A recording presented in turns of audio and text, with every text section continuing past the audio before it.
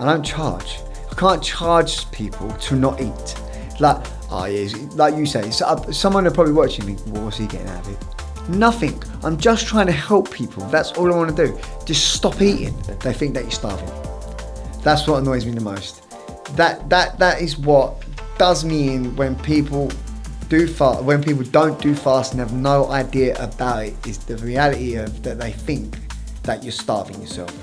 No, I'm not starving myself. It's a healing process. It's allowing the body to chill out. And it was like, this is called refeeding syndrome and can cause cardiac arrest. And I just absolutely shit myself and stayed awake the whole night.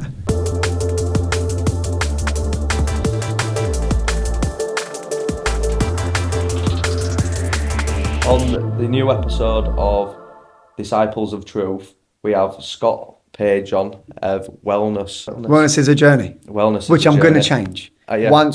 Once we talk about it and how the fasting programs and stuff and the nutrition and all that's going, I'm going to actually look at an actual business type other than just wellness is a journey. Yeah. So I'm glad I got that wrong then. Yeah, that's all right. Well, there you go. You can have that. You can have that one. No, it's all right. So what started you out on your fasting journey? A football injury. Yeah? Yeah, a football injury. Believe it or not, it was, I think it's about 2.5 years ago now. It was, I hadn't played football for ages, literally ages. And I was cutting someone's hair at work and he asked me if I was playing football anymore because me and my mates had stopped about 2 years after COVID. We just started playing with each other instead of playing with a league in a five-a-side. And he turned around to me, he said, "Oh, you still playing five-a-side?" I was like, "No, I'm not playing any form of football whatsoever." And he's like, "Oh, you should come and sign for me." And I was like, "Geez, you're like 26 years old. I'm like 36. And he was like, so? And I was like, "I don't think so." And he's going, "Look, oh, come on, Pagey." And I thought, I said to him, "All right, you send me the form to sign on. I'll sign it, and then, I'll come and play." And I got him that night and he sent me the form. I was like, bollocks. So I signed it, went and played. And I don't know if you've seen my Instagram, but there's a post of where I was, that summer was when I started and I was 13 stone. Yeah. And I hadn't worked out, I hadn't been training. You could see me with a bowl of That ice same cream. photo I showed my partner and she went, "Wow, how you've transformed within that time frame." So at that heaviness and with obviously no leg muscles or whatsoever because I weren't working out at all, I hadn't done anything for years, I went and played football and in the 5th game, I literally turned and I just heard a pop. And I couldn't move, couldn't bend it. My kids were there. I came off, someone subbed on, and I said to my manager, I was like, "This isn't good." Anyway, went home with the girls, sitting there with the ice on the knee and all sorts, and started to swell up bad, like really bad. Couldn't bend it, couldn't weight bear. I was like, "I've done something bad here," to my wife, and she was like, "What are you going to do?" I was like, "I don't know. I'll just go to bed and see how I get on." And I don't really take painkillers, so I went to bed, elevated it. Put the ice on it still, and then about 4:00 in the morning I woke up and I was in pain, bad pain.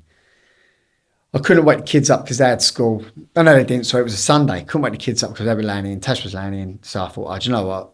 I'm just going to take myself to hospital. So I called a cab, went to the hospital. They all woke up, didn't know where I was. He told me that I'd done my meniscus, 2-week repair. I thought, oh, that's all right. 2 weeks out. Week had gone by. I couldn't go to work. Still couldn't put weight on it. I thought, no, this isn't right. Had an MRI, they turned and told me that I'd torn my meniscus. It was a grade 2. I had 2 options. I could have a operation, keyhole, or they would allow me to do physiotherapy and so on. So I went down the physiotherapy route and went home from the MRI. I was sitting there, it was still swollen, and I still had a bit of time off, and I watched. And if I ever see him, not that you never know, the universe might do its thing, but the actor, Chris Hemsworth, who plays Thor, he brought out a program called Limitless. Have you seen it? I haven't, no. Oh, it's unbelievable. And he touches on the subjects of fasting, cold water therapy. It was like 5 disciplines that he touched on, and it was brilliant. But the one that stuck out to me, as you can tell, was the fasting. Yeah. So I was sitting there and I turned around and my leg was like literally the size of my thigh. I was like, my knee, sorry. And I went to my wife, "I'm not going to eat for 3 days." And she went, "What?" I went, "I'm not going to eat for 3 days." And she went, "What do you mean?" I was like, "Well, Chris Hemsworth and that doctor on the telly just turned around and said that it takes inflammation out of the body. My knee is driving me around the bend. I'm just going to stop eating for 3 days. And may God strike me down dead, After the third day, my inflammation in my knee had completely gone. Don't get me wrong, I still had the injury and I still had the pain, but there wasn't the swelling of it. So then I started doing cold water therapy with hot water. So I'd literally be sitting in my bath and I'd have it freezing cold. And then once it's freezing cold, I'd turn it to hot and then I'd let the bath get hot as I get out, get back in. And then I started moving it with the physio. Within 6 months, I was back playing competitive football. Quality. And they were really impressed. And this, I don't know if I should say this, but I won't say who he was or what hospital it was at. But the physiotherapist who gave me my physio when I was progressing in my physio with my meniscus tear, he turned around to me and goes, me and Sam, that's the other lady, I can say her name. Yeah. Me and Sam are really, really impressed with your progression. Like, how are you doing this? And I was like, well, all the people in here are treating this as their physio. They do it once a week with you and they do their hour, they go home and then they'll wait for the next. I said, I go home and I carry on every single day. I said, but I'm also doing the OMAD. And he was like, what's that? And I was like, the OMAD diet? He was like, 1 meal a day. And he was like, that's what you're doing? I said, yeah, I'm fasting. And he went to me, well, I can't tell you that fasting's right. He went, but I fast. I went, thank you very much. That'll do me. Carried on 6 months back to football. And that is how my fasting whole journey started. And then I started doing prolonged ones and intermittent ones. And yeah, that's where I've gone with it. It's so interesting as well once you're getting them results, isn't it? Yeah. I had it similar on wrist, but you've realised how much it cleans out of the body. I wanted to touch on, do you get like bad smells coming out as you're doing the prolonged fasts? No, No. because I try my hardest not to eat bad food, if that makes Yeah. sense. In the beginning, I suppose, yeah, my breath was pretty poor, Yeah. really bad. But now with my prolonged fast, because 90% of the time, I'll be honest, I am, like I said to you before, Craig, Yeah. I am a human being. I do indulge sometimes in some naughty stuff Yeah. as regards to food, not alcohol. Yeah.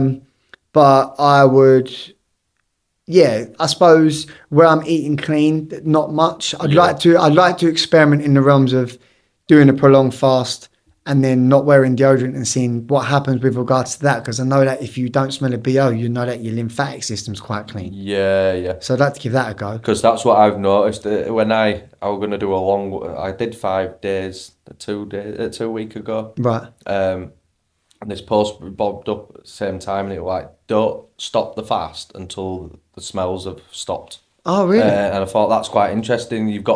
It's a way of the body signalling. Knowing that you're It's detoxed. cleaning out. That's quite And then I cool. heard one other day, it's like, I don't know if I could do that. It says don't shower with in between. I'm like, I smell off. Oh, I don't think But so. it says because your body's the biggest organ on your body. Of course. The skin. It absorbs it also when it's trying to clean it out. It's not having the chance to. Right. So there's loads of different interesting avenues to go down. There's a lot. There's a lot to learn from it as well. I'm still learning. I've been doing it, 2 years, 2.5 years, and I'm still learning different stuff. I've come across a great doctor. She's amazing. Her name's Dr. Mindy. She's more on the realms of the female side of fasting, but I like to listen to her because also if I get women ask me about fasting, at least I know then what I'm talking about, because I know a lot to do with males, but I'm learning on the aspect of women as well because of my wife also. Yeah. But same with my partner. She were interested and she was asking me certain questions. I said, I ain't got the answers. I said, watch that podcast. She won't watch it, the Mindy one.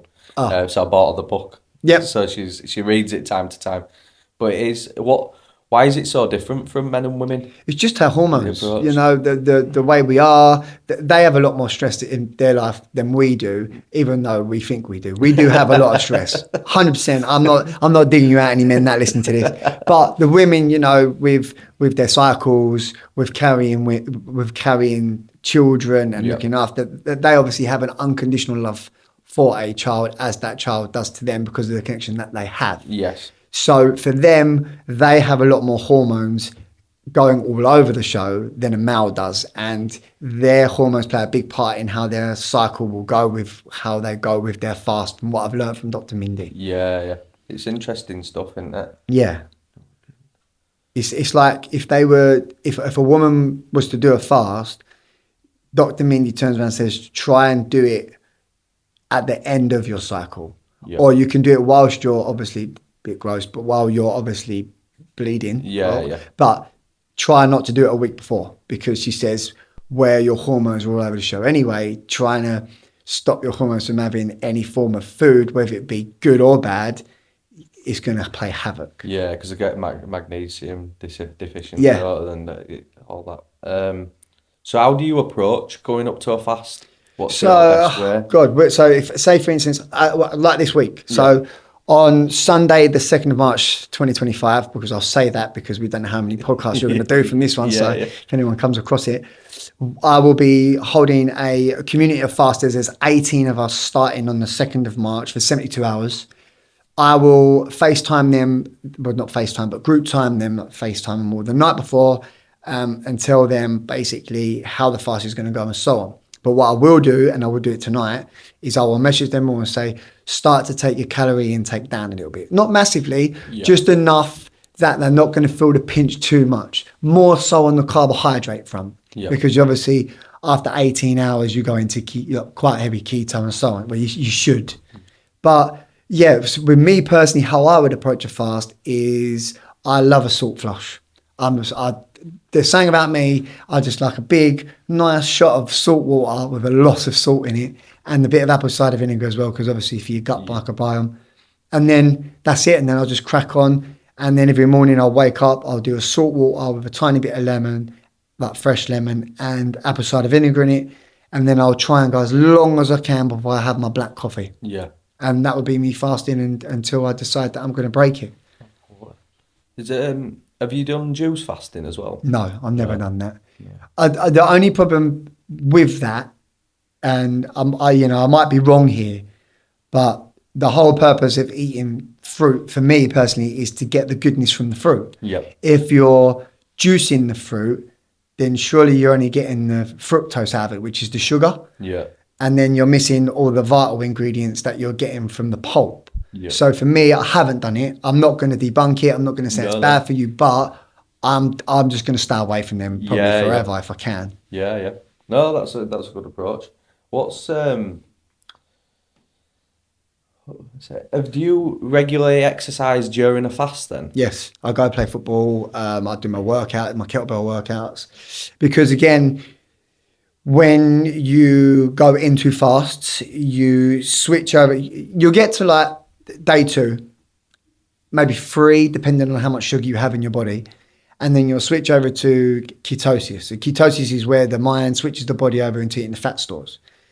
And a lot of people think, oh, you can't People work wanna out on give a in at fast. that point, Yeah, don't that's they? it. But they also think you can't work out on a fast, like you're going to eat all your muscle, like you're going to eat muscle. No.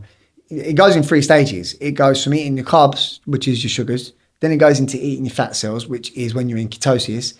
And then if you're still prolonging your fast and exercising and you have done all your fat stores, which is very unlikely, it will then pull the amino acids out of your muscles to use as energy. Yeah. And that's when you start getting muscle wastage and muscle loss because you're not putting anything back in for it. That's why, which you're going to come to, when you break a fast, quite a lot of protein back into your body with if 0 carbohydrates, in my opinion.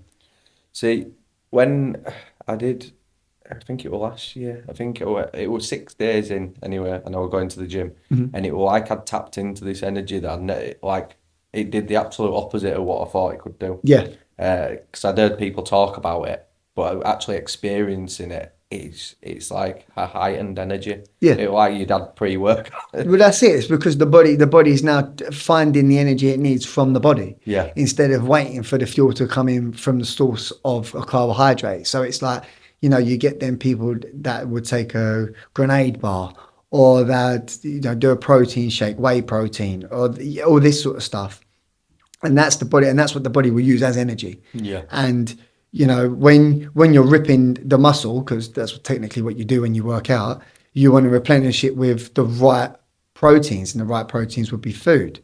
But also if you're doing football and so on and you're fasting, you need the energy, but you're not getting the energy from the carbohydrates. So it goes into the fat stores and it will burn them. And that's why you see a lot of footballers that are really, really ripped. I mean, like Mo Salah, he got absolutely shredded, 2 years ago? Yeah. Ronaldo's exactly the same, because they're eating higher proteins, higher fats, low carbohydrates. So they're using the right energy stores instead of just using carbohydrates as energy. Yeah.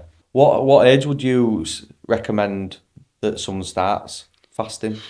You see, this is a tough one now because obviously as an adult, I think men, I might get this wrong, right? But I think men stop growing at about 21, Yeah. and I think women, I think it's about 23. I might be wrong. Women Yeah, might yeah. be younger. I'm not sure, but I would always go on the basis of if you depends on what you're fasting for as well. Yeah. Like if you're fasting to lose weight, then I would say obviously when you stop growing. If you're fasting for chronic illness, you could look into the realms of it, I suppose, at 18 and Yeah. stuff like that, but definitely not children. You No. can fast children for 24 hours if they've got a stomach bug or, you know, any form of illness with regards to them throwing up or having a cold or whatever. But you got to watch out for the development of the child's hormones, organs, and so on. You don't want to deprive them of food because they need that to grow. So, me personally, I wouldn't fast my children, Yeah. but when they've got a sickness bug, they want to fast anyway because then you're not interested in food when you're crapping and you're being sick. So, Yeah, yeah. so long as you got to look at the animals, they always fast when they're unwell. That's the one that brings you to it. Even like if you're not well at all, your body doesn't want you to eat, so it is wanting to rejuvenate. Yeah. And that's what I did notice when I was playing five-a-side the day after, or if I've done heavy workouts, I like to fast the day after because Oh, I okay. feel like the day after the recovery time, like when the aching Yeah. normally comes after you're 30 when you're playing football, Yeah. it's hard. I felt that it was subsiding, and like we'd normally play on the Wednesday, not eat on the Thursday and the Friday. The achingness had gone, Yeah. but if I continue to eat throughout them hours, Yeah. I tend to ache more. So just thinking, is that something that you'd promote, or I suppose if you've tried? Because it'd be good for someone to try. I haven't tried it yeah, myself. Like I say, for me personally, my training's on a Tuesday.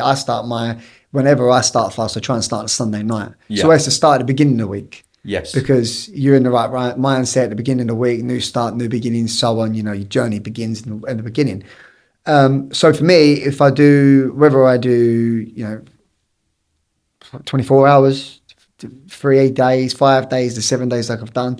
It was always start on a Sunday and then I have excuse me, training on a Tuesday. So I'd be fasted and then obviously I'd be fasted on the Wednesday as well and then I break it the Wednesday night. So yeah, most of the time I am fasted, but touch wood and luckily enough, I don't really ache after football at the minute yeah, anyway and yeah. I'm 38, so I'm doing all right and I'm playing with like 26-year-olds. But I don't No, know what that, I suppose it's because like I say, I'm just fueling myself correctly. yeah. So what's the aim of where's your targets to get for your own personal development with the fasting? Just to keep it up, Yeah, get as much fat off my body as I can, and live a healthy life with regard because we don't need to eat all the time. That's the problem. We overindulge as human beings, like kids to adults to. It's just unacceptable how much we eat. So for me, and I sound like them people on Instagram, we overindulge, but it's the truth. And for me personally, I've got to a point now where I'm happy to have 1 to 2 meals a day and not have my breakfast. But if I have my breakfast, then I'll have, I might have my breakfast, then I'll have my lunch, then I'll miss my dinner. Like as long as you're missing one and you're eating the right portions and the right food types, you can't go wrong.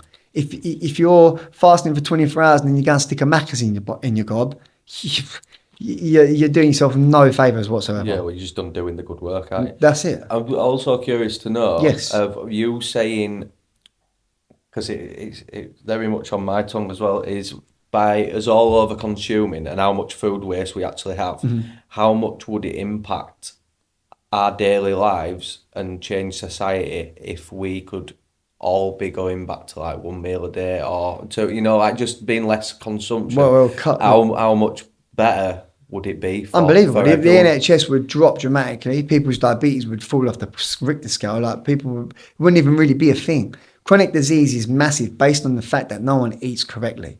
No one eats with the time of their circadian rhythm, which we'll tap on in a minute. Yeah, yeah. No one eats correctly with their breakfast. No one eats correctly with their dinner. It's the whole thing that's got lost is we've taken bits from other cultures and not done it the way the other culture has done. We've just done it in excess. Like, for instance, you talk to someone and they go, "Oh no, a red wine at night's fine. A red wine at night's fine. Like one glass of red wine."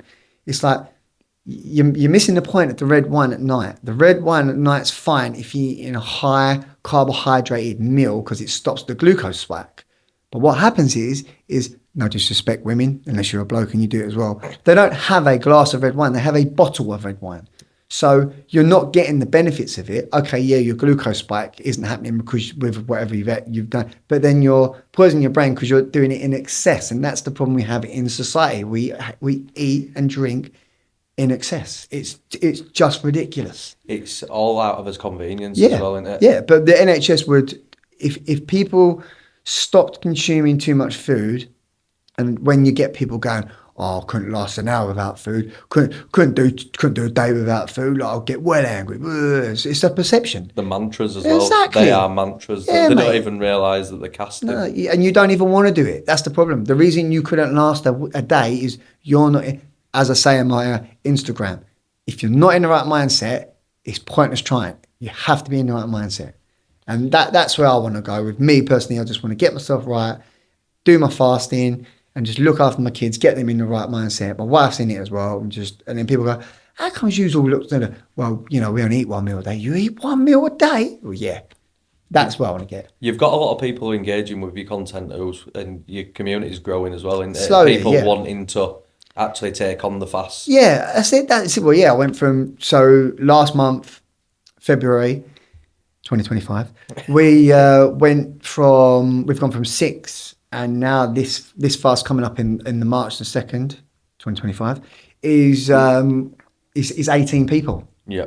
But like I said to you before we come on the podcast, is the fast doesn't have to be the 72 hours. It can be the 24, the 48, or the 72. You'll be put in a community of whatever you want to do, and then I will guide you through it as into how you feel, why you feel, how you feel. But the one thing I'm glad I'm on your podcast to say is, to get this out to the masses, is every fast for every person is different because you are an individual. You have a different genetic, you have a different DNA. Nothing is the same. You'll go to bed different, you'll work different, you'll sleep different, you'll drink different.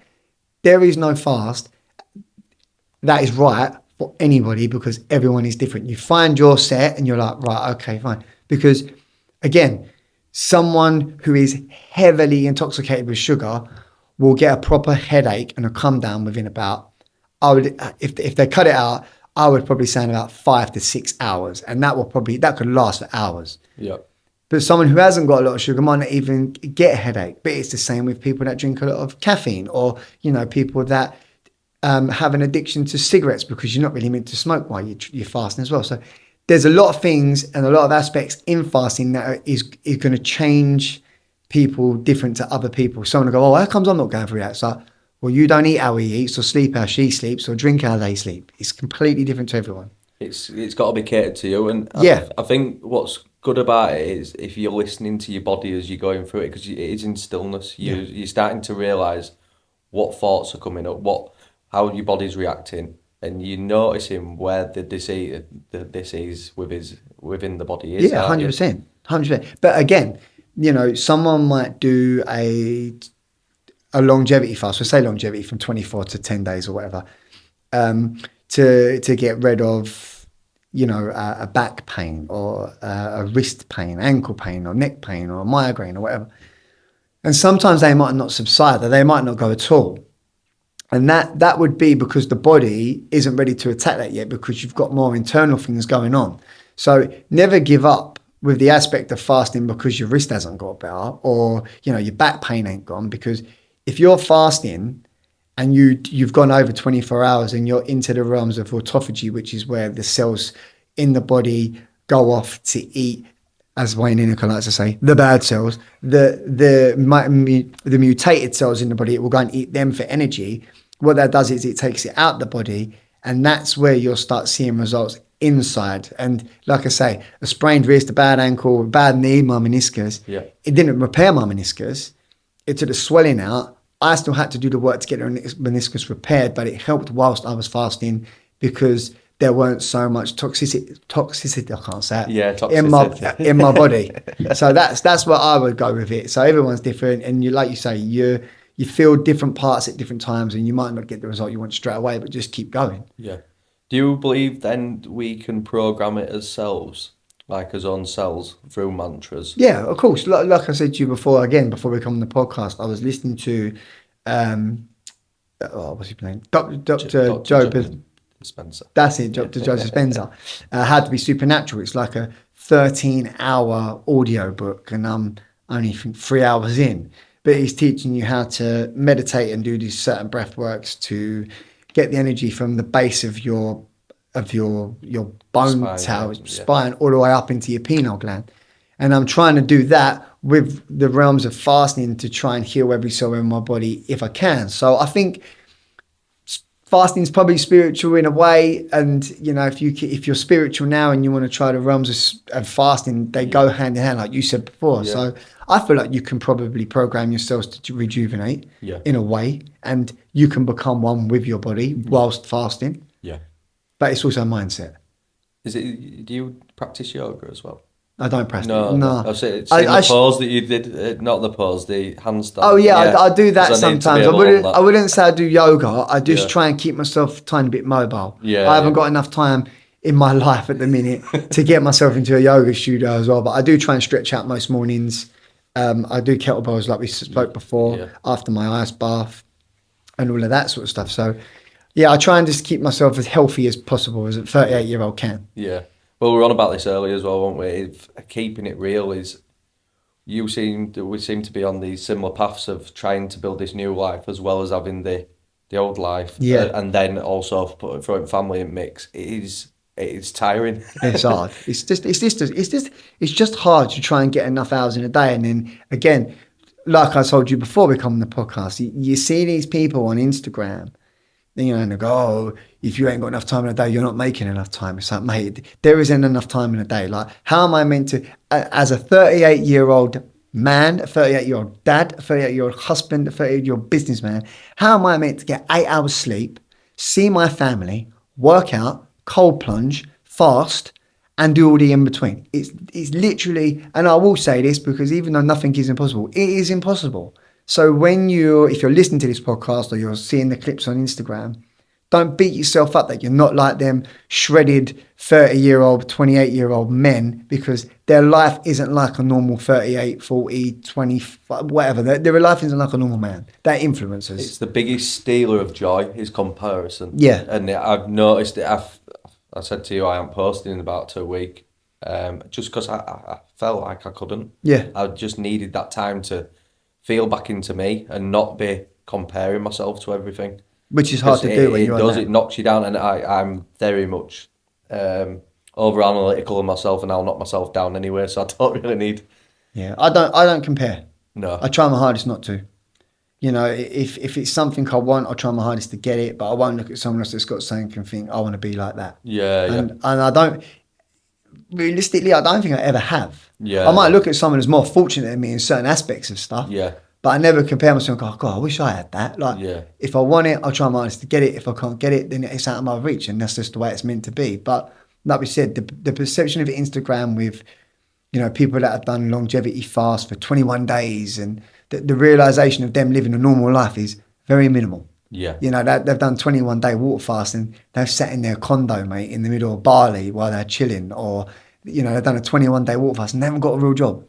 That's out of order. Yeah. They're an influencer, so they're getting paid to do stuff. Whereas a 21-day water fast, like I showed you on my Instagram, is very, very difficult for your average day man. But I am going to attempt it again. You'll do it. I will do. It's that's what I wanted to touch on. When you've been on prolonged fasts, it's something that I've noticed. I'll go down to 3 to 4 hours sleep. Yeah. And I'll have it, and the body's like, no, you're getting up now. But I think that's a really good way of maybe stepping a bit more into that for myself, because I know in summer I found it much easier as well to do that, and the hours that I want to build on creating this new life, I can have them. They're the midnight hours out there where you're 3 to 5, where you can get that extra 2 hours a week, or even if it's an hour a week. Yeah. The problem that I have is obviously, as we've been told by nearly every doctor and scientist on the planet that sleep is important, which it is. We know that Yes. it helps the cells rejuvenate even more. It gives everything else a rest. It gives our whole vessel a rest as such. Hmm. But I don't know whether you felt it, but when I done my 7 day water fast, my 21 day attempt, but only lasted 7 days in the winter, I struggled with sleep badly. And I don't know whether that was because how I was disrupting my circadian rhythm. Yeah. Because obviously, because I wasn't feeding the vessel, it was going, well, hold on a minute, what time of day is this? Because we haven't got any food now. Do you know what I mean? And Yeah. that's how we're meant to get hunter gatherers with Yeah. sun up to sundown. So I was a bit skeptical on that front because it really did play. And my wife felt the same. She done 6 days and she even said her sleep was disrupted. But Yeah. but again, is that because who knows? You don't know. This is the beauty of it, though, isn't it? Until you start fucking around, you don't really find out. So if No. you can do it again, maybe like you said, summer, and then you can weigh up against that, or is it just the body wanting to go? I'm just gonna disrupt it because the flesh does want the food. Of course it does. Of course it does, and it needs it. And then the thing is, it's when you hear going 21 days, the reason the 21 day thing for me is one of the ones that I want to achieve. I want to number one, I want to be part of the 21 day fast club. Not that there is, I'm inventing that myself. Yeah, yeah, And number two, because 21 days is rid of disease. yeah, If there's anything lurking in me, I want to make sure that I've got rid of it 100%. Not saying there is, not saying there ain't. I don't know at the moment. I haven't got anything wrong with me as yet. yes, yeah, That's why I'm trying to fuel myself correctly. And that's why I am doing what I'm doing, trying to build myself up to the 21 days. yeah, It's going to be tough. I haven't got a lot of body fat. yeah, So, I've got to watch the realms of that because if I do start going into the amino acids of the muscle and getting muscle wastage, that's malnutrition. That's dangerous. So I will play it by ear again when I try the 21 day again in the summer. But I think the only reason that I failed in the winter was purely based on sun. yeah, I'm convinced. I'm convinced. I'm a massive, massive sun worshipper. I look at the sun whenever it's out directly in my eyes. I try and get it all over my body, and it's just a mood booster. And it was grim when yeah, I done it. yeah. No, well, I go through cold stages, Right. because that's also what it says. When you're going into prolonged fast, that's what that post had also said is know when to stop on your fast is when the body stopped excreting smells, and also when your body started to regulate to a normal temperature.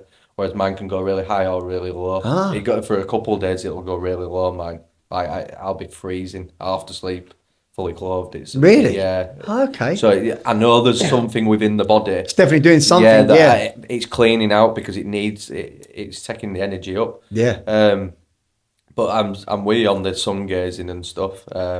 It's definitely, well, Egyptians used it, and it grows everything, doesn't it? And if you have a Yeah. look at other animals, they all do it, and we're told to Put put sunglasses sun on. cream on Sun cream and sunglasses. sunglasses. No, thank you. Not on my watch. No, no, no, no. Yeah, so I like fasting. I've been doing it, and now I'm trying to teach it. I'm not a doctor, but I am doing a qualification in nutrition and health, so I can help people when they break the fast to show them how to break it as well as while they're fasting, because that's the most important thing. Is it's not so much doing the fast, it's not building up to the fast. It's breaking the fast is the most important thing you can do. Educate me, because this is where I'm great at fasting. Yeah. And Charlie, who I've just done a 4-4 cleanse with, Mm-hmm. he was saying Hippocrates said it best. He says anyone can fast. It's how you break the It's fast. how And you I break. says, oh, that's where I'm at. It's like that 9 day. I could have gone further. It was just a family meal that we went for. But it's when it's like a bear getting into Walmart. So how did you before I started? How Everything did and anything. really? Like it is like it's like a beast In comes what out. respect? So let's say you've done 10 days, right? And you're now going to break your fast. What would be your first thing? It'd be coconut yogurt with mangoes and like blueberries. It'd be really like fresh. But I think what I've maybe got to go to is mono meals. And break it with one. Yeah, and what you've just described yourself as breaking it with the coconut yogurt's fine Yeah. because that's fats. But by putting the fruit in, it's fructose, Yeah. so you spike your glucose, which is, if you think about it, what your body's done for the past 10 days is literally been eating your fat. Yeah. So the best thing for you to break a fast with is high proteins, medium fats, and very, very low carbs. So you want to go into the realms of, looking at like an avocado, sauerkraut, maybe a tiny bit of liver Yeah. or a tiny bit of steak, because obviously your portions have got to be small. Yeah. Remember, you have your digestive system hasn't worked for 10 days. And the thing is as well, the best thing to basically kickstart your digestive system again is stuff that's very, very good for your microbiome, so your gut health. Yeah. And they have to be high in probiotic, because obviously by excreting the whole time and so on, and everything coming out of your gut, it's now empty. Yeah. If you fill it with the wrong foods, then basically you're just going to screw yourself up. And it's not, it wouldn't have been pointless doing, but you wouldn't get the greater benefits from it if you don't break it correctly. Yeah. Well, that's where I feel like I could just eat for Yeah. like 6 hours But solid. you will, because that's the habit coming back in of Yeah. food. It's nothing to do with the gut. The ghrelin hormone's risen because your brain's going, oh my God, I can eat today. It's like porn. Yeah, That's it. it's And then like- you're going, what can I eat? There's What can I eat? dopamine. Yeah, There's just fireworks going off up there. exactly. And then this is where the mindset comes into being able to control how you eat and what you eat and when you eat. And it's like they turn around and say roughly that for every day you eat is half a day of feeding, refeeding.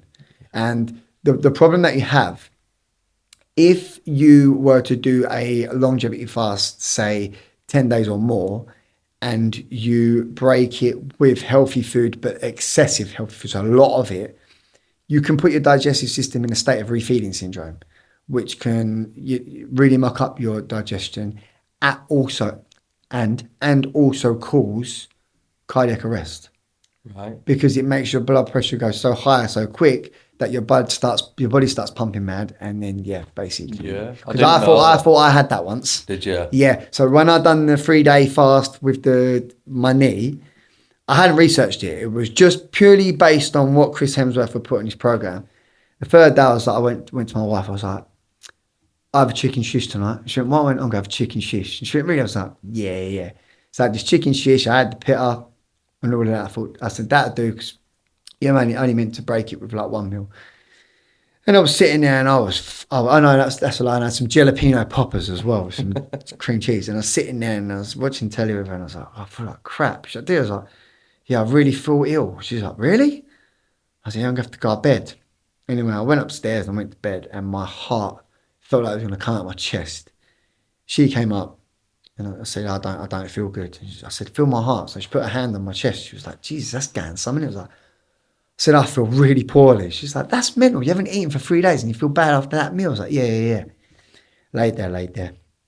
One lady saying, right, got my phone out. I was like, can I break my meal with a chicken? Can I break my fast with a chicken shish? And it literally said, no poultry. And I was like, oh my God. And then I was like, symptoms. And it was like diarrhea, vomiting, sweats, And it was like, this is called refeeding syndrome and can cause cardiac arrest. And I just absolutely shit myself and stayed awake the whole night. That's mental. Yeah. Because only recently I wouldn't say I've gone full vegetarian, but I won't eat a lot of meat, and I used to love the stuff. Yeah. So that saved me from having the cardiac arrest. Because the way that I've ate, like when I've done even the 5-day that we did the 4-4-4 cleanse. Yeah. We did 4 days of juicing or your soups, then 4 days of enemas, and you also did they give you a bowel cleansing, like it were a binding agent that you'd have throughout the day, different scoops, and then you went on. I'd done the colonic, and then you did a 4-day water fast. But I think what I'd done is I'd washed everything out. Like looking back at it, and I never looked at it this way, is I've washed all the bad stuff out, but I also washed all the minerals out. Yeah. So my body were wanting to get it all back in. But I went on a rampage for about 2 weeks, just constantly eating. Really? Yeah, it was just terrible. So But I basically, beat myself. So nearly I just, undone everything you've yeah, just done. that, because what I was doing, I got into a good rhythm of what I could do at the gym, Yeah, working out at home, and I was lifting, I was getting higher and higher, and after it did that, it depleted me. Even my workout, I couldn't. But that's a lesson for me to learn, and anyone that might be watching is if you're going to do any of these cleanse, the cleanse alone, and you're doing the bowel cleanse, not just the fasting, maybe not do the workouts as well yeah. because you're putting your body through an absolute iron, Yeah, which is it's a crazy because torture. when I done the 3 day water fast last, Yeah, and then I had the clonic after, which was the Saturday. I yeah, I done what did I do? Wednesday night, Thursday, Friday, Saturday. I went and had the clonic, and I said to her, can I go and play football? She was like, "You're going to be really surprised." I was like, "Rich, man, you're going to be blown away by how I was only meant to I was meant to be sub because I was coming back from suspension." And I was running the line, and our left back got injured after 3 minutes, and I had to jump on. I'd done 90 minutes, well, I say 90 minutes, 87 minutes on a completely empty stomach. And I tell you what, I could not get over the amount of energy I had. I could have played 2 games of football. yeah, It was mental. And then I God, went home and I broke it with sauerkraut, avocado, rocket. What else did I have? I think I had an omelette, yeah. eggs, mushrooms, but like decent sized portion. Felt great. How many days you'd led up fasting before you did the colonic? 3. 3. Yeah, 3 days. See, I think what I'd done is overdone it because it were 4 days enema as well as the bowel cleanse. Yeah. So it would just, I was asking my body to do all these things as well as work out, and I did the self sabotage because I couldn't lift it all. I did the opposite of what I should have done. It's like I should have just rested, let myself rest, not do the While you were exercise for going a through few the days, cleanse. eat well and break it, and I didn't. I just did. Yeah. But that's But you learn, don't of you? course, but again, there's not enough information out there on the internet of regards to breaking it. There's information of how to do it. There's information of how you'd feel. But realistically, like I said to you before, every single person is different. I'm telling you the way that I break it, Yeah. but you could break it my way and feel like absolute crap. Yeah. So all I suggest is, and the one thing that I would suggest is whether you want to break it with the way I break it or the way you break it or the way find your way of breaking it. So what I would do is I'd do a 24 hour and then I would break it and then I'll do another 24 hour and I'll break it and I'll break it in different ways and see how I feel in them certain ways before I do a long one. I'll be like, right, okay, I'm going to do 3 days now and I know that after I break it with that, I feel good. So you know where you stand. Whereas if you go straight to a 3 day, 5 day, 7 day, and then you break it with no experience whatsoever, you're gonna go, well, I ain't doing one of them again because after that I felt like crap. Do you know what I mean? Yeah, That's yeah. another good way of doing it, of experimenting with it. Have you have you ever heard of the Jesus fast? That is the 21 day fast, or It's 70, 40, 40 days. 40, but it's no food or water. But Again, I think that's for it's for higher spiritual. I think well, I've read a lot on it, and I think it's more you're putting your trust into something. I mean, Lava just turned around and said, if you're not drinking and you're not eating, but you're living an everyday normal dad, husband, Yeah, work life. In all fairness, I understand where you're coming from with it, yeah, like yeah, with the 21 day, but you're only going to get a certain amount of energy from your body, and then hopefully you do become enlightened, and the yeah, yeah, spirits above, if you believe in them, whatever, yeah, yeah. will look No, after you. However, in the science world of looking at the way the human body works, I honestly think that you'd probably end up collapsing through yeah, yeah, dehydration and probably starvation because of yeah. you're going to try your hardest to get to the 40 days, if that makes any Yeah, no, sense. no, it does, and I think what you're trying to do as well is you're trying to make it relatable for people who want who've got ailments already or disease in the body, Yeah, and you're making it accessible to them, that's all I and want. it's like opening the door, Yeah, and because who knows where it'll go further exactly. down the That's line. that's what I I was want. just talking from one extra Yeah, yeah, yeah. entry point to the extreme Of point. course. I like the Oh, reason that I want to get to the 21 day club, or yeah. the 21 day club, the 21 day It's like fast, my life club. 21 day fast class, is like I say, there was something I'm sure I heard it or I've read it. I might have read it. On the 17th day is the day that you break all emotion to food. Wow. All emotion. So there's something that happens in the human body. I read it on Reddit. There's something that happens to the human body on day 17 where we release our trauma with like our trauma connection with food. Wow. Some people get to 17 because apparently 17 is like tough. You get there, you go, nah, I've only got 4 more. Is it 4 more? 17, 18, 19, 20, 3 more Yeah. days. 3 more days. Or you get there and you go, nah, this is intense. I can't do anymore. Like, I'm done. But apparently, all the people that I've read about that have done over 70 days to 21 have said that their breakthrough with food was next level because we hold, like we spoke about before, we hold emotions with regards to food, with regards to alcohol, and all sorts of trauma and stuff with when we eat at what sort of time, and we subconsciously take a mental note of how it makes us feel at that time when we eat it. Yeah. So if you can get to the same day and break them barriers of having that emotional attachment, technically you shouldn't, this is why I want to get to it, have any emotion to food whatsoever. So you might get to the point in your body where you're fueling because you just know you have to fuel with that food to make you work, if that makes any sense No, whatsoever. it does. It makes perfect sense. Because that's where I'm at. There's definitely some emotional baggage with wanting food. It's my pleasure, like we would spoke. Everyone's got the vice, and there's Yeah. something attached to it. And I'm trying. That's what I've been trying to uncover for a couple of years now, and I Yeah. will get to the bottom of it because I think if you're seeking something, you'll definitely get there. Yeah, 100%. And it's just a matter of breaking that down. But that I think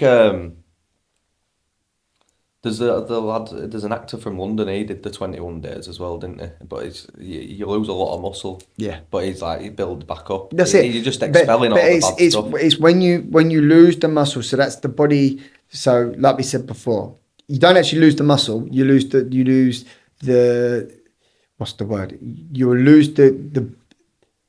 How do I word this? How do I word this right?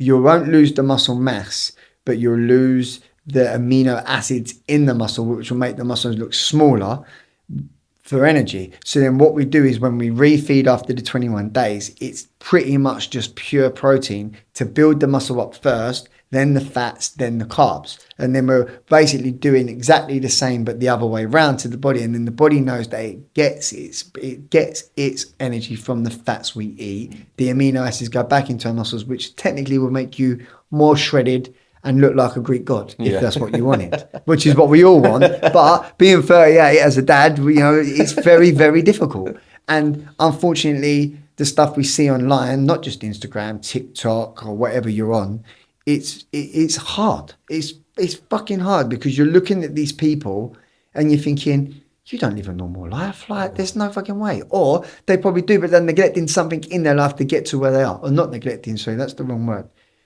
It wouldn't say it's being selfish because it's not, but you're taking time out of certain aspects of your life to make that part happen. But I always think to myself, if you're getting up at like, I don't know, 4 o'clock in the morning, then what time are you going to bed? And if you've got children, are you going to bed the same time as your kids? Like, are you missing time with your wife? When I was doing it in summer, I was getting up at 3, 4. Yeah. And I'd be in bed for 9.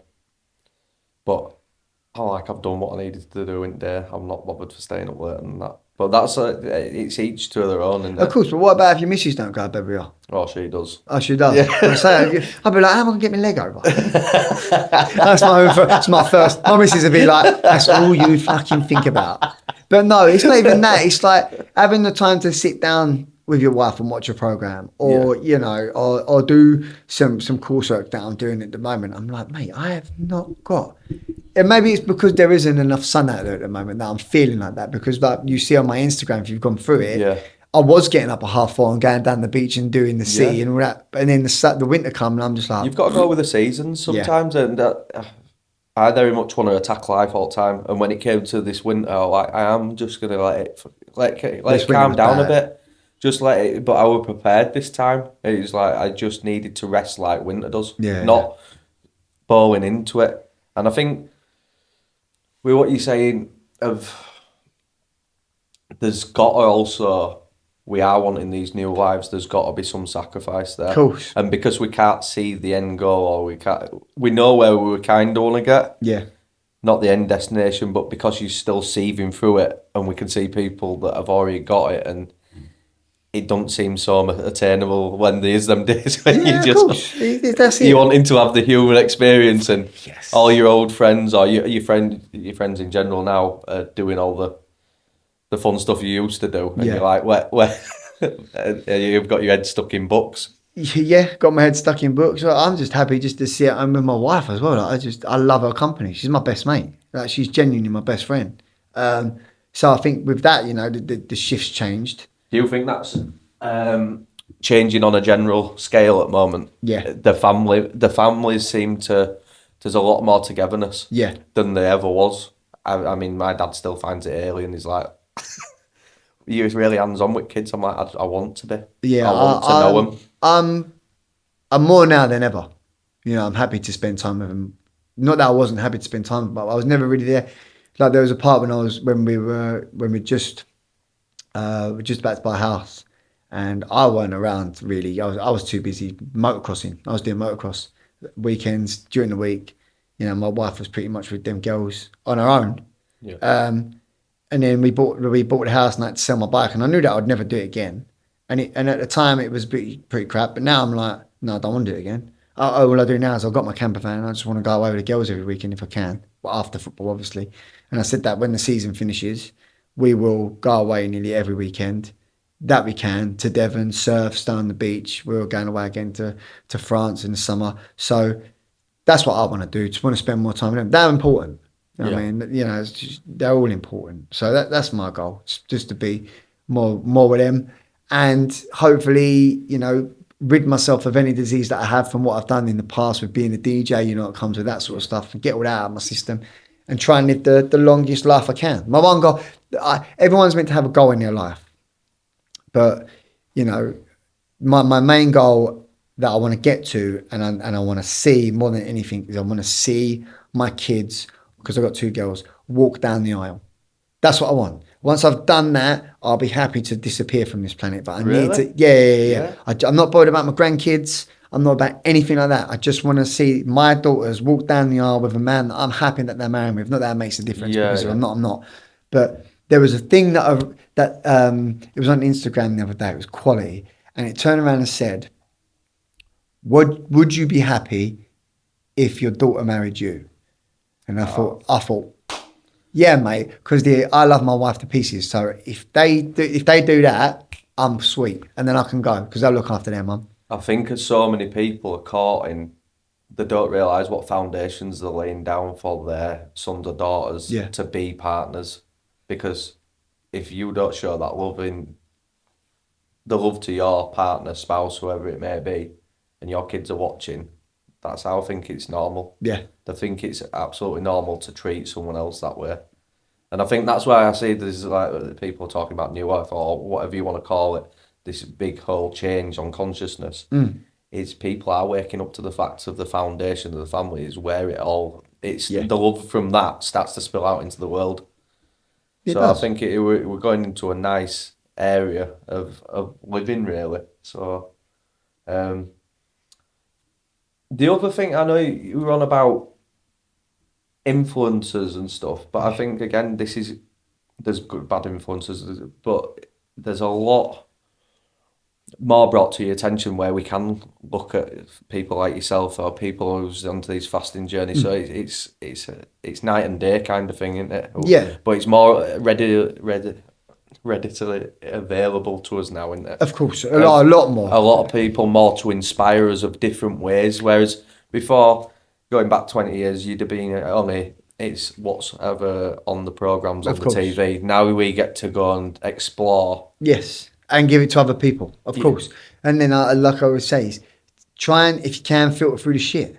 You know, there's a lot of it on there. There's a lot of it, and a lot of it is contradicting. You'll hear, you know, one person say this, one person say that, and then another person will be completely against it, and you're like, hold on a minute, like what? It's like you know, the whole seed oil thing that's come out now about how bad it is for you, how it makes people put weight on, it disrupts the hormones in the body. Lymphatic system. Yeah, and it's in literally nearly everything. But I don't know if you've seen, but the government, definitely the government, have been putting people out now to say that seed oils are good. Why are people debunking seed oils?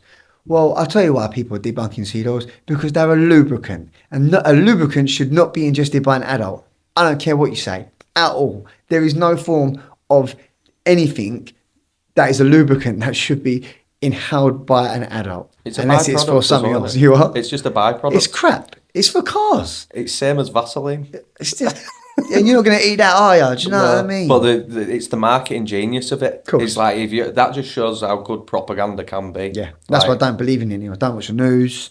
I literally live in my own little bubble. If I hear anything on the news channel, I turn it off. If it comes on my phone, I swipe it up. Like, I do not.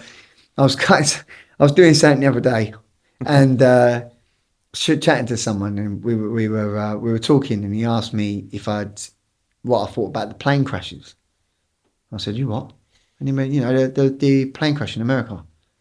And I don't know what you're talking about, mate. And he went to me, "You don't know what I'm talking about." I said, "I have no idea what the hell you're going on about." He went, the helicopter that crashed into the plane, Scott. And I was like, "No." And he was like, "Where have you been?" I was like, "Don't watch the news." And he was like, "Seriously?" I said, "I could not tell you if someone had been murdered, if someone had died." So the only time I have know celebrities die is because every fucker on the planet goes, "Oh, rest in peace, Gal Porter. Oh, rest in peace." And that's the only reason I know. I said, other than that, I couldn't tell what was going on anymore, because I do not care. Like, all I have to care about is getting the money, providing for my family, keeping a roof over my head, and putting food on the table. That is it.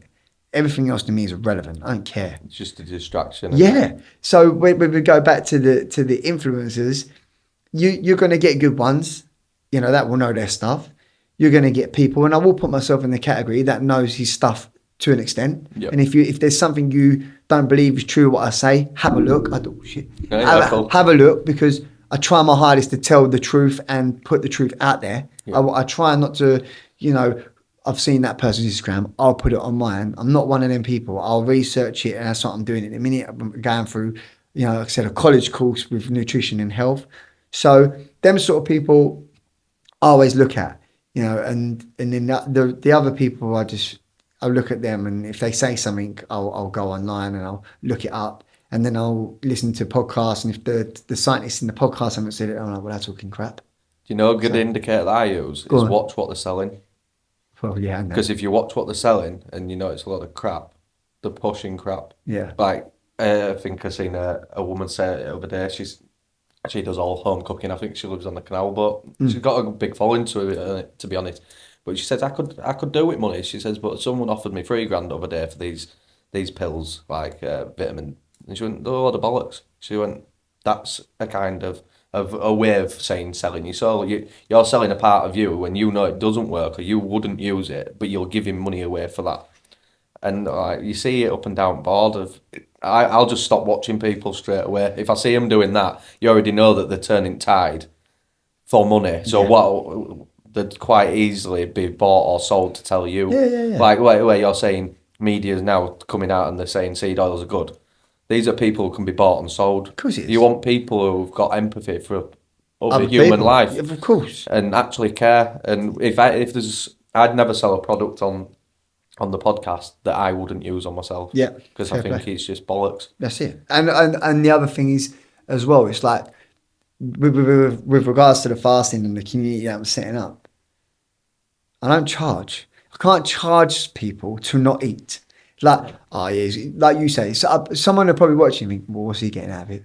Nothing. I'm just trying to help people. That's all I want to do. Just stop eating. Being of service. Yeah. That's what it is. You're being of service. Yeah, I just want to help. And then, you know, because I will eventually be a qualified GMVQ level 2 nutrition and health coach, if you want to dive into the realms of how do you eat after and how do you maintain eating clean, well, then I'll draw you a program and that's where the money will come in. But if you don't want that, you can still do the community fast for free and I will still help you out. Yeah, it's beautiful that because you've heading into this out of the goodness of your heart of wanting to help people, Only and because of now, what I've yeah, experienced myself, yeah, from not eating and going, how can you honestly feel like that without food in your body? Because we're all told that you've got to eat 3 meals a day, your breakfast, your lunch, and your dinner, and da, da, da, da, da. But when you really step back and you look at your thing, and then you listen to other podcasters you listen that you believe in, yeah, and other doctors and scientists, and they turn around and go, well, when you look on the wall of, I don't know, ancient Sanskrits of all these humans, they're all ripped. You don't see one fat fucker on one of them walls, do you? You don't know, do you? no, yeah, And well, there's only fat Buddha, and I had to go watch it other day. I'm like, what were his gig? And they're like, they just did it as a bit of a play right, about. well that's it. But when you look at you go back to like Tudor times, Henry VIII, fat, all of them. That's when the realms of overindulgence started creeping into society because you had the hierarchy of these rich royals who were eating so much meat, wine, fruits whenever they wanted, whenever they could, and then disease started setting in, and then it just they found out that they could profit off of that, dropped it down to the lower tier like us, Yeah, and then they were going, well, when they're getting fat really bad and diabetes and all of this, well, what we'll do is we'll create an antidote in brackets, to help it. Metamorphin for people that are type 2 diabetic. Instead of just not eating and bringing your insulin resistance down and becoming more insulin sensitive, well, we'll just put on metamorphin. Then they can still eat what they want and they can still be fat fuckers. And that's the way it is. You go into a doctor's surgery now, and again, this is another reason with fasting and relationships between the brain and the gut and the heart, is you go into a doctor's surgery. uh, I'm really tired, I'm getting home from work. I'm sitting here on the sofa with my wife, and I'm just going to sleep. I've just got no energy. Oh, really? Yeah, yeah, yeah. Oh, we'll take a blood test. Okay, they take a blood test. Oh, you're low in vitamin B12. All right. Well, what we can do is we can give you a course of vitamin B12 injections. Da, da, da, da. Straight away, right? The one thing that I got annoyed at, because this happened to me, the one thing that, excuse my language, the no, one you're thing that cool. pissed me off more than anything with regards to that was, number one, when they got the result, the doctor didn't ask, the doctor didn't ask what I ate. Yeah, So the reason my B12 deficient is because I'm not eating any B12. Didn't ask what I'd done for a job, anything. Just straight away wanted to punch the injections onto me. And I thought to myself, it's funny that. I bet there's a firm out there that owned the B12 injections for the NHS that sell it to the NHS. That then they so she went to me, so we can book you in. I went, don't book me in. She went, what do you want? I said, I'm not having them. She went, what? I went, I'm not paying I'm not going to take the money off the NHS for B12. I'm going to get this up myself. So anyway, I started eating prawns, more steaks, all that sort of stuff. Started to subside. Then my sister, she's into aesthetics, and she could get the B12s. So she started giving them to me anyway because I could. But believe it or not, hasn't happened to me since. I yeah, don't have the injections anymore for my sister, that's gone. But yeah, I still eat the steaks and so on. So what I'm trying to say is the quickest thing for a pharmaceutical company is for you to become their customer yeah, because someone cured as a customer lost. So by putting you on the metamorphin doesn't cure you, you're still going to have type 2 diabetes. By giving you the B12 injections doesn't mean they haven't told you about your diet, so you're going to keep going back because every time you feel tired, you're going to have them. It's the same with everything. What's that? Your dad or your mum died. You're feeling a bit depressed. Yeah, take these tablets. Not go and speak to a therapist who's a complete stranger who will get you out of the funk you're in. That's what annoys me with the pharmaceutical industry. because it's a cartel. Yeah, and It's a that cartel, and it's all for convenience. They said the other day, if you look around at the two biggest profiting industries is war and health. It yeah, says it doesn't take much to know what the hell's going on. exactly. Um, I wanted to touch on the B12. Mm. Anything that's a supplement of B12, you got to be very careful because when it goes in, it'll put B12 in, but it also the molecule because it's a modified molecule. It grabs the other good vitamins and sucks them out, so I don't take it. it leaves you depleted. Yeah. It's impossible to do it without. You can't fuck about with It's the stuff same like with that. coffee. People don't realise coffee's great. Like I've said to you before, I have a problem with with my caramel macchiatos. But the problem is when we drink a lot of coffee, we are. I've got to get this right. I know for a fact that the more coffee we drink, we take away our magnesium and our sodium in our body. So That's why I always try to have, I don't try to have a salt water first thing in the morning straight away, hydrate myself, wait as long as I can before I have my coffee, then I'll go on to just drinking like no water anyway. And then before I go to bed, I have salt water Yeah. all the time. But I take magnesium tablets. I take, is it, oh no, what's it called? Mangoes are also Oregano. swimming in it. Magnesium. Are they? Yeah. Oh, do you know what? I'll be honest with you. I buy mangoes. I Yeah. can't cut them. Oh, can't you? I struggle So like fuck. I'll show you before you go. It's easy. Once you know how to do it, it's the coolest fruit to cut as well. Oh, You cut it down either side and you score it like a hedgehog and it just pops out. It's yeah. mate, I don't think mine are ripe. But yeah, so mangoes, we do eat them. But I don't know if you see my Instagram, nearly every Saturday we'll have like that. What I put up every Saturday Yeah. morning is what we have for our Saturday breakfast. So I'd have like avocado on sourdough with some bacon and some mushrooms and an egg. And then I have a fruit bowl with nuts and fruit, and that's all before I go football. Yeah. And there's some croissants on there for the kids. Obviously, you know, as long as you're out there with the sweet with savoury, cans. Because there's the other. There's two things I want to touch on. Because like when you're on about Henry VIII and it all going downhill there, I've seen the correspondence with like the American diet also coming over to England. Yeah. And also, as well as that's happening, NHS is going down pan. And I'd see the both being entangled with each other. And because their food's not great at all, is it? And No. you're looking what's happening, and it's not hard to see, is it? No. But I think what a lot of people are also saying is we don't grow our own food anymore. And when you grow your own food, like you'll see it with natural honey, is when they say if you eat it within 30 miles to you and you have hay fever, it'll cut that down. Yeah. I know it does because it's worked with me. But there's also said all food should Yeah, be. but again, do you know what annoys me with that? Come. Really, really, really frustrates the hell out of me. Is people think it's a quick fix. I can't say it. Yeah. I can't get the bloody words out. However, it's like everything in life. One spoonful of honey is not going to stop you from having hay fever. You have to build it up. Yeah. It's a tolerance. But people don't understand. They're like, well, I eat the natural honey around here. Don't do anything to me. Do you eat it every day? Yeah. Do you have it on toast? Yeah. Well, of course it ain't. Because bread isn't normal. Yeah. Just think about it. For two, you've got me going now, haven't you? Yeah, Like, yeah. No, it's what cool. what annoys me with people is don't be thick. If the honey is natural from the area that you live in, is going to stop you from getting hay fever. Putting it on bread, which again we know is an artificial product, unless you're getting it from the baker with the free ingredients, Sourdough, isn't going to work properly.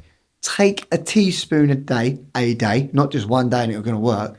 And eventually, it will kick in, and you'll go, my hay fever's gone. Yeah. But no one. This is the thing with everything. It's the cure for something out in the wild is always a cure for something out in the wild. Like if you're getting it from the wild, you cure it with the wild. Yeah. Facts. That's what I'm saying. Like if we were eating all naturally grown food from round us areas, that's what it's intended because it's the circadian rhythm within it. Yep. So I've seen like I said it before when you go around Asda or whatever major supermarket. Our supermarkets are so different to like in Spain. There's a tiny because I remember going on holiday to Mallorca and because I quit meat at the time and they're having a barbecue. I'm like, what can I have? I'm like, I want some halloumi. No one sells it. And I'm like, why doesn't anyone sell it? I'm like, because it's not native. It's in Greece. And I know the cogs got going and I thought, we've just got every food that you could possibly think of. And being a foodie becomes an attachment of your personality. Yeah. Because it's always there. Yeah, If you're eating more natural, you haven't got the choice. Like, and if you eat more natural and you eat whole foods, well, eventually you'll just know that you've had enough. yes, That's the thing. You have a proper good meal, and then you have your dessert, which would be natural yogurt with honey and nuts and fruit and so on. And that'd be you done. yeah, That's how you should work. And then you should be like, mate, I'm good here. Sit there on your sofa with your coffee if you want a coffee with your full fat milk, because again, red milk and green milk is absolute toilet. Blue's the best. And again, like another instance, why is it so difficult to get raw milk? Because it's so good for you. And that's why. Yes. It's too good for you. There's goat's milk as well. That's supposed to be really good. Well, we've got to have our daughter 'cause eczema flares up. She can't have cow milk. She's got to be the goat milk. But But it's so interesting. but All the stuff. have you tried it with raw milk? No, I haven't got. I need to get hold of that. Try and get raw milk and see if she flares up with that. Then you'll know that she's not. See, this is the other thing that upsets me. People's children who have got eczema or a tolerance to dairy, can she have any cheese? It's because no, it's can't even pasta or anything. Can't have pasta cheese. It's like she lights up like a Christmas tree, and we found it very, very hard to get round because obviously when I got into all this and the health stuff, Zoe wasn't really on board. But then I was like, her body's lighting up to tell you it's not agreeing with what it's having. So Which means there will be an enzyme in her body that's stopping her body being able to take and in when dairy. we took her to doctors, they were like, "Oh, just keep on feeding her." I was like, "How don't you know what it's doing on the inside?" And she went, "No, I went, you can't even cure what's on the outside." So How old is she? she's 2, but they're like, "Oh, just keep on." She went, "Don't completely cut it out," and I went, "I can kind of get behind that. Don't completely cut it out because she brought the lightness to it. If she went to a kids, if we cut it completely out, she goes to a kids party." Flower. When she's 4, and someone actually gives her something, and because she hadn't had it so long, it reacts and something really bad happens. I can kind of get on board with that. You're keeping the body fighting against it, Yeah. but it's a minefield. But this is why I'm going down the roots of nutrition and stuff, because I think, again, that's natural stuff. If your daughter was to have natural stuff, how's her body against that? Yeah. So there's clearly something in her body that's not meant to be in her body, telling her that she shouldn't be having something that's natural. Do you know what I mean? Yeah. And that's why I really struggle with it. I mean, the other one with me as well is I've got hay fever. I don't think we're supposed to have hay fever. I don't think there's another animal that's. I think the only ones that are who get allergic to stuff like that is anyone that's been vaccinated. And I don't know which ones it would be. I just find it weird. I find it really strange that that you are allergic to the natural earth. It don't. Yeah, I agree. But then again, that would be the same aspect of the honey, wouldn't it? Yeah. If you were, even if you was a caveman and you was allergic to it, you'd be like, "Well, go and eat the honey." You'd go, "Oh yeah, okay, sweet," and then you eat the honey. It's like, "Oh, you're cured. Oh, sweet, yeah." It's the main thing that's always stuck in my head with regards to Mother Earth and nature and a human being and the soul of the body and the vessel is, if you get stung by a stinging nettle, you rub a dock leaf on it to stop the sting and it cures it, then there's a cure for everything that nature provides for a human being with venom, anti-venom and so on. And that's the whole purpose of cancer, is it's man-made, and it's so true because it's on the rise. Like it's catastrophic how high it is The now. look of where sunscreen starts Yeah. and cancer starts. And it both When you look at coincides. what country's got the highest rate of skin cancer? It be us in America, won't it? It's Australia. Is it? Yeah. And theirs is one of the hottest countries, and they slap so much Yeah. suntan lotion on themselves. That's crazy, isn't it? But it's because what we're taught. Yeah. But you listen to Barbara O'Neill, who's been banned from Australia, her native country, because she's against the way they live. You sort of think to yourself, hold on a minute, something ain't quite right here. You're kicking a lady from your country out your country because she's against what you're promoting, i.e. suntan lotion. She's against suntan lotion. She's like, human beings are not meant to be in the sun for 3 to 5 to 6 to 7 hours a day. We're meant to be in the sun for 10 to 15, then 15 to 20, 20 to 30, and have interval breaks of the sun, because it is a UV and it will burn. Yeah. And the reason that you get skin cancers is because you burn, but you're not meant to burn. That's the sun. That's your body going, get out of the sun now, please. You're harming yourself. Yeah. And then just rest. And then people just pile factor 50 on and sit in it all day. Crazy. But that's how it's promoted, and Of course that's how it it's is. sold. Like everything on this planet. And that's, again, why I go into the realms of fasting, why I don't wear suntan cream, why I don't wear sunglasses anymore. I look directly in the sun. If I had my way, I wouldn't wear shoes, but it is what it is. You never know. You never know where you might end up. Yeah. So what's the best advice you've ever been given? The best advice I've ever been given. Oh, that's a good one. Um, look after yourself. Look after yourself, because if you don't look after yourself, you can't look after no one. So you are number one. Whether it's you're looking after your family members, you're looking after a group of people, you have to be top tier health before you can look after anybody else. So, like my dad always turned around and said to me, look after number one, then you can look after other people. Yeah. That's the one bit of advice I got given from my dad. Yeah. Well, And no one else is turning up for you either, are they? no, no one shows up for you. You know, it's like the ice baths in the morning, which you see on my Instagram. Yeah. I hate them. I hate them. They're freezing cold, and they bring no joy to my life at that time. But the minute I get out, it's like someone's put a rocket up me and I'm ready to take the world on. So that's why I do them. And that's the fight I have every morning. I get up and I'm like, I look out there at it and I think, nah, you're not going to beat me down. I'm going to come and do you. And I get there and I'm like, right, okay, let's do the breaths. And then I get in and I get it done. And for that 3 to 4 minutes, I'm just away with the fairies to just focus on not being freezing cold. And then I get out, I do my little workout with kettlebells outside in the cold, in my pants. So I'm warming my body up naturally. And then I go indoors. What? You show up for yourself, and that's what matters. Discipline. Yes, and that's how do you instill that discipline? I don't have a clue. I don't know. Honestly, I swear to God, I just know that I've got to get it done.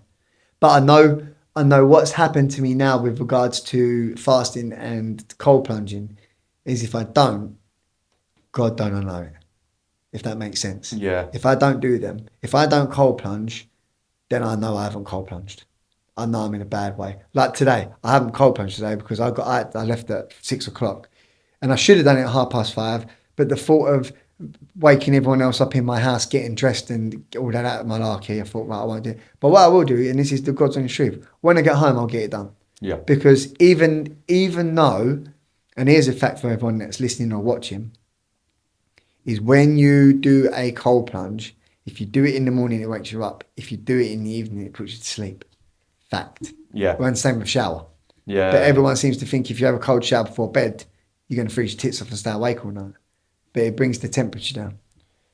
Yeah. So I've noticed recently, I tend to go do stuff too extreme, do it too hard, and then I burn out and fall off. Right. So I think it's more balance for me of finding that. And what's your thoughts on like intrusive thoughts of when you don't want to, and where do they come from, and what's your take on it? I think I know for a fact if my wife reacted on half of her intrusive thoughts, she wouldn't be alive. Some of them are like driving along and opening the door she thinks about. Intrusive thoughts for me, I don't know. The only time I ever really get them, it's going to sound crazy, is when I used to cut hair. Yeah. You know, I'd be cutting someone's hair and I think, oh, imagine if I just fucking shave their hair off now. Or someone next to me be like cutting hair and I'd be like, I just want to shout out, see you next Tuesday really loud. Like, that's the intrusive thoughts I get. Yeah. With regards to anything else, or maybe I'll be, I'll cut someone's hair and I'll give them a fresh skin fade and I just want to go, just slap them around the back of the head. I wouldn't do it, but I do get them sort of stuff. But Yeah. most of the time I speak what I think. Yeah. And I mean, it doesn't get me in trouble, but sometimes it hurts people. And I don't mean to do it like that. Like I could be sitting around, and I'll probably say I get it from my granddad. My dad says I get it from my granddad all the time, but I'll be sitting around someone's house. And then when I've had enough, I'm like, right, should we go? Like instead of going like, should we leave in a minute? I'm like, should we go? Yeah. Oh, we're going to go now. And everyone's like, oh, all right, see you later. I'm like, yeah. I did it. I did it a couple of years ago. I was down the pub with the boys watching Man City Arsenal, and I'm an Arsenal fan. And I didn't even let it get to the second half. I went, see you later, boys. And I went, yeah, yeah, fuck this, I'm done. And I'm like, oh, see you later, Paige. I went, yeah, but Mrs. like, yeah, I'm on my own. It's rubbish. And that's my thoughts. Yeah, if I want to do it, I'll do it. Like, there's no wrong with that. No, as long as it ain't harmful to anyone or myself, then. And that's another thing. That's another thing I always say. Like, do whatever you want, just don't hurt anybody. So I listened to Matthew McConaughey. And he turned around, and how I've been implementing a lot of my stuff with my customers and with people on the fast and everything and life in general is red, amber, green. Have you heard of that? I heard you say it other day, but I didn't understand. It is unbelievable. So you're going to get like something's going to happen in your life, which is a red light. And it could be pretty catastrophic to the point of, you lose your house, your mum, your dad, your wife, your kid, you crash your car. But the red light's going to be catastrophic to you. Just because it's not catastrophic to them doesn't mean it can't be to you. Do you know what I mean? So it's a bad time in your life. Yeah. And then all of a sudden, from the red light, you get the amber. Things start to pick up. Then you get the green. So you're in the green area. But what happens is you don't know when you're there, right? And then what happens is you get to a point that you're there, and you go, "Oh my God, that was the point of the red light. That was the red light." Because you don't know what the red light is, you don't know what the green light is or the amber light is, but until you've hit them, then you see them. So prime example would be, I got pulled over driving home the other week actually, from somewhere to pick something up. My sat nav wasn't working properly, so I picked my phone up and I was trying to turn it off on my phone because my touchscreen on my camper weren't working properly. And then as I was doing it, I looked to my left and I saw a copper, and I thought, "Fuck!" So I dropped my phone, put my hand on the gear knob, and he couldn't. Until now, this is what I realised. He couldn't see up into my van because he was in the car. Anyway, they drove in front of me and he said, "Follow us." I was like, follow them. So they've come up to the window. Rule number one, never tell a police officer why you've been pulled over. Let them tell you. "Do you know I pulled you over, mate?" I was only on my mobile for 2 minutes. What? But we'll get to that. "No, we pulled you over because you got no MOT. Oh, okay, yep, no worries. Anyway, get through all of that, get my points and the fines and so on. I'm sitting there and I'm thinking, I can't work this out. This is a green light. This is a red light moment here. Where's the green light in this? So I'm sitting there, and then I ring my wife, and she's like, "Well, you know what the green light is, didn't you?" I was like, "What?" She went, "Well, with no MOT, you're uninsured. You're always on your mobile. You probably would have hit someone or knocked someone off their bike, killed them. You'd have no insurance, would have lost the house." And I thought, green light, I'll see you when I get home and drive home. And Matthew McConaughey, every time something bad happens now, I just think of Matthew McConaughey in my head, like, okay, what's the red light? So had a customer the other day, we were chatting, and he couldn't see what his green light was, because his red light was that he'd broken up with his girlfriend. She had kicked him out.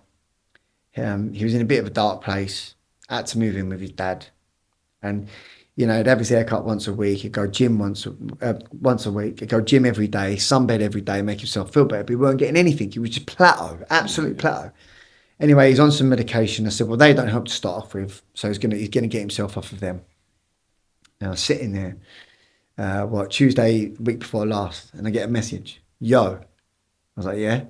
He's like, "Got my green light." I was like, "Shut up." He's like, "I swear to God." I was like, "Go on then." He's like, "Well, the reason I got kicked out was because I needed to move back in with my dad, because my dad's got cancer and it's more time with me to do with him.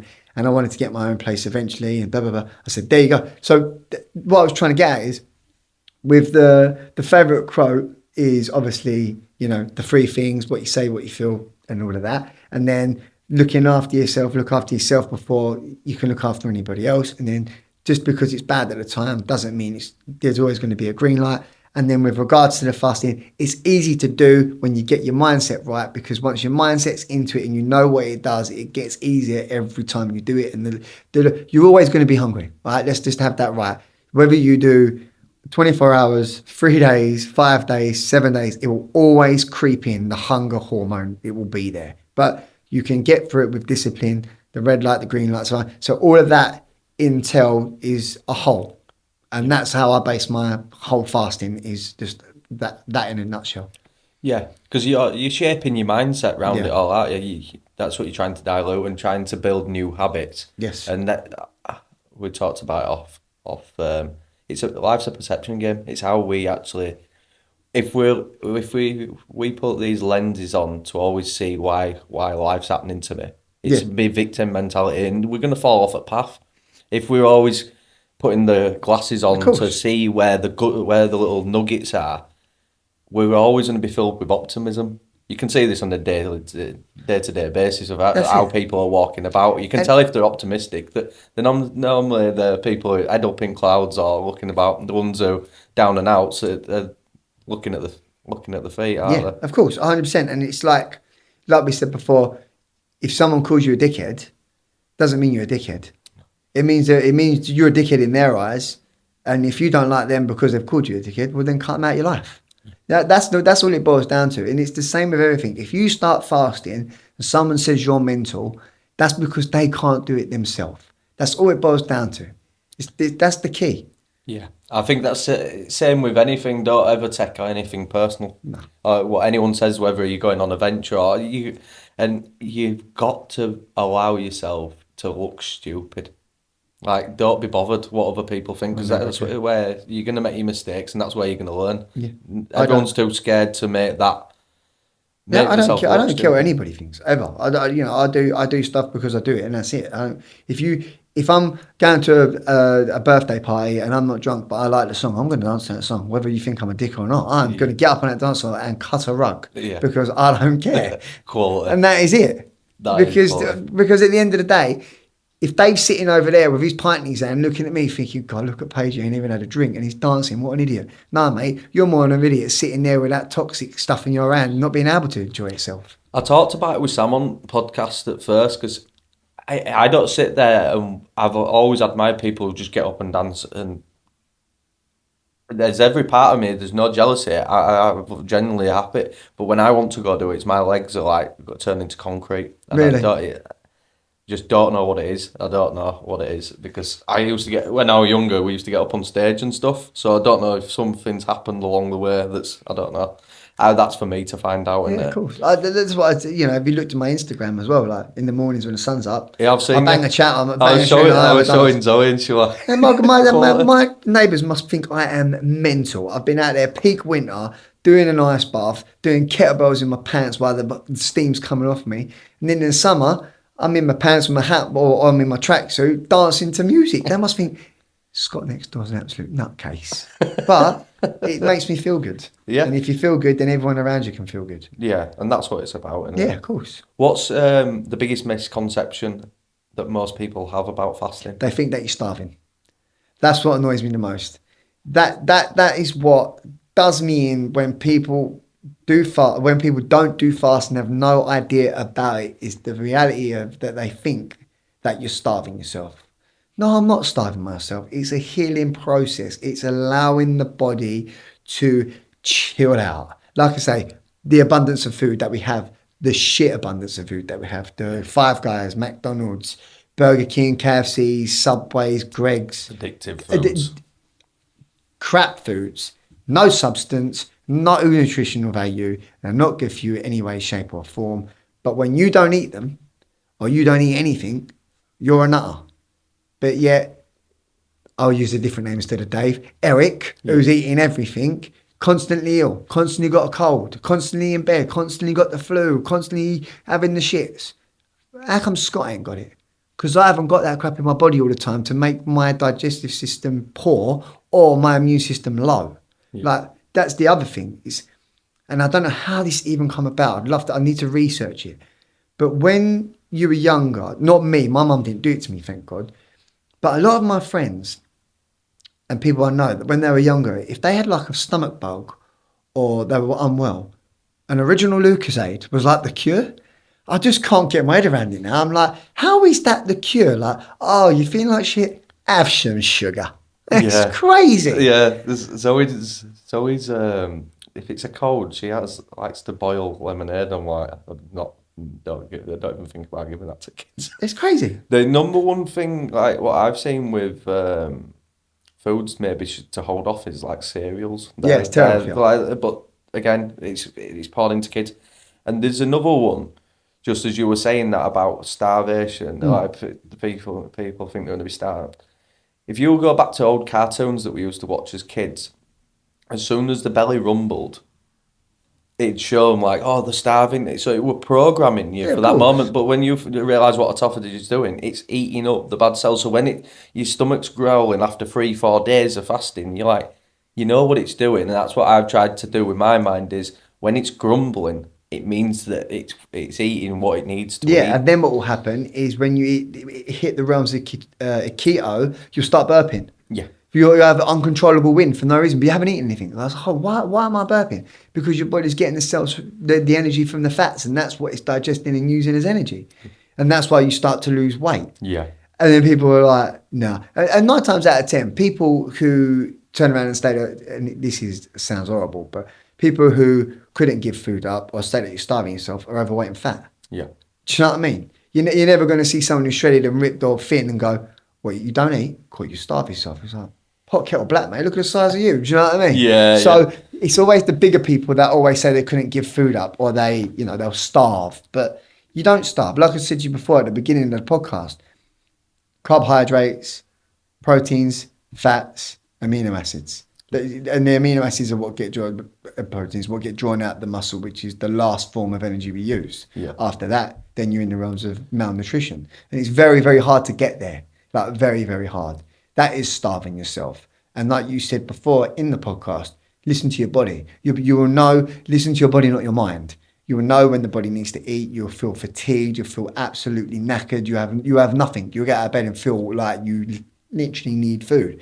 That's when your body's got, and that would be after you switched over to keto, not before. Before you switch over, you're just feeling a bit lame because it needs to make that switch, and it will do it. What would be your advice? Because I know this is a lot of people who are getting interested into fasting who want to do it. The first time they get ketosis, what would be your advice? Because it's a weird feeling once you go through it. You get because you do feel, for me, you feel really lightheaded. You feel weak. It's normally my legs that start really going weak, but I know if I push through it, it can be a matter of, it can be 1 to 2 hours, or it can last a bit longer. I always say to people, if you're getting the lightheadedness, give yourself some salt water, and then you'll be able to take on hydration better.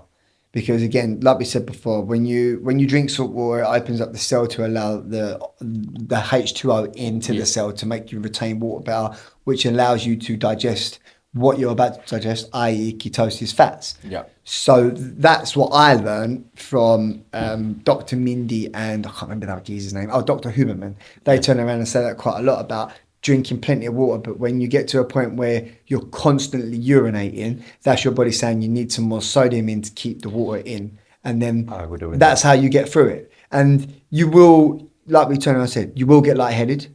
You will, stand up and go, whoa. And that will pass eventually. And then you do your little salt water, take your salts in. I personally don't do them, but if you do feel like that, maybe have yourself a 0-calorie electrolyte. That won't break your fast if it's 0 calorie or 0.1, because it's calories that take you out of the fast. So 0.1 calorie electrolyte. And then if you really want to treat yourself, it's like woohoo, put it with a bit of hot water, and then it's like a nice flavoured drink. Yeah. Better than a coffee and a water. See, I'm glad you just said that with electrolytes, because I'm a plasterer by trade, and I do exert a lot of energy of doing it. When I've particularly had a heavy week doing, I've just done the coconut. I know it breaks it in some areas, it says it, but I feel like the coconut water only for me is very, because again, it's tailored to different people, and when I have done just the water fast and done the 9 day, and you're running on empty. Yeah, coconut water is exactly the same as having a watermelon. Yeah, they're more water than they are what they are. Do you know what I mean? Yeah. But like I say, with the coconut water again, it's high in fructose. Yeah. So it will spike your glucose and insulin, which would take you out of the fast. Yeah. So what I would suggest next time, if you do it, buy some nice natural zero. I'm sure you can get them, but mine was 0.1 calorie electrolytes, and just do a scoop of that in warm water. The flavors go fucking crazy. They go crazy in your mouth, and it gives you that little bit of, oh yeah, I can carry on for another day or two now. Yeah. Other than, I'm dying for saying, I have a black coffee. Do you know what I mean? Because you're like, oh, fucking another one. Yeah. But that's what I would say. And again, being a plasterer, it is taxing. I've plastered in lockdown. Oh my God, how you do that as a job is next level. I was sweating my nuts off trying to get the layers right and the timings right for the next layer. I don't know. My mates plastered, they come and looked at done an all right job. But like I say, for individuals, it's going to be different every way you fast. Whether you do 24, whether you do 8 and 16 and 8. Whether you do the OMAD, whether you do 24, whether you do 2, 3, 7, 5, however many. Yeah. Everyone is going to experience something different at a certain time. Yeah. And someone might experience something that someone doesn't even experience. Like I don't, and I've spoke to a few people. When I do a longevity fast, I crave something I've never had in my life. Yeah. Yeah, like last time it was lobster. I could not get the thought of lobster out of me. I was like, I really want to eat garlic lobster. Never had it. Never, ever, ever, ever in my life have I had garlic lobster ever. And then the time before when I'd done my last, so that was my 7-day one. And the time before when I'd done my 5-day one with my wife, I broke it with some liver with a tiny bit of drizzle of honey, avocado, and some eggs. And then, but the whole time in the fast, all I kept thinking about was sweet sour prawns. That's what I kept thinking about. I was like, oh, I really want, sweet chili prawns. I want sweet chili prawns. And then we went out and we had them, and now I love them. But I'd never had them before. I wouldn't even entertain a prawn. I was like, they're disgusting. That's mad, isn't it? Every time I do a fast, something different. My taste buds, but your taste buds change. Yeah, they do. Like I couldn't stomach a Diet Coke. I can rarely have a Diet Coke now. See, I don't want to spoil. It's something that bobbed up in mine over there because I used to love garlic prawns. But they said it's like in the animal kingdom. The lowest. Because the bottom feeders and they eat all the they have parasite, and I'm like, that makes a lot of sense. Of course, but like I turned around and said to you before, it's one of them things. Whereas we live in a world that I don't eat them all the time. Yeah, and it was something that I needed them Moderate, there. yeah. I was like, I got to eat them. Yeah, and it's yeah. like the lobster. It's still crying out to me. I've not even eaten it yet, and I'm like, I always wanted it, and when I tried it, it was a massive deflation. That's what I like the crab better than I do. Oh, do you? Yeah. It was just something that happened. I got to that and got to day 4, 5, and because I got day 2 was the headache phase, and then day 3 was I was sitting there in my van and I just got super happy, like unbelievably happy. I was like, here we go. So I rang my wife, told her I loved her, and I was really happy. And she was like, are you happy all the time? I'm like, yeah, but I said, saying today just triggered it massively. And I said, do you know what else? I was like, oh, so I really want lobster. She's like, what, you don't like lobster? You didn't even had it. I was like, I just can't stop thinking about it. And the whole fast, that's all I kept thinking about. I still ain't had it, but I will have it eventually. So I'm looking forward. So I was saying, on the 2nd of March, we do a 72 again. And then I'm decided when I'm going to do my 21-day fasting. But I'm really looking forward to seeing what I want to try. Yeah. Are you going to be doing a group of that then? Yeah. When you do the 21 second, day? no, that'll just be me on my own. Are you just going out in solo? Yeah, I'm going to do it on my own. I'm going to do it on my own. But there will be, what I might do actually, because I'm going to do the community fast once a month. So what I might do is I might start with the community and then just carry on my own to get through it. That's cool. Yeah, I think I'll have to be joining on this one, to be honest. Yeah, the 2nd of March? Yeah. Yeah, cool. Yeah, I think so. Yeah. Because also for other people just getting introduced to it, and I know I did it myself, is just going into intermittent fast first, and it's closing that window and realising that you can do it. Once you start doing that, then that next leap's to go. Well, that's it. I haven't eaten yet, and that was last night. 8 o'clock was my last meal. Yeah, and I'm not. And don't get me wrong. Am I thinking about eating while I'm on the journey home? Hell yes. I drive past Starbucks, or Greg's, and Macca's, and Burger King, but I am going to wait until I get home. Yeah, and then I'll probably have some eggs. I live off eggs. Yeah, I'm terrible for eggs. I love eggs. I probably have about 6 eggs a day. Yeah, old Eddie. Yeah, mate. Oh, I can't bear that geezer. No. Don't even get me started on him. No. Don't you? I liked him at the start, and then I'd gone again. I don't think his moral compass. What did he do? There. What? Hold on a minute, Craig.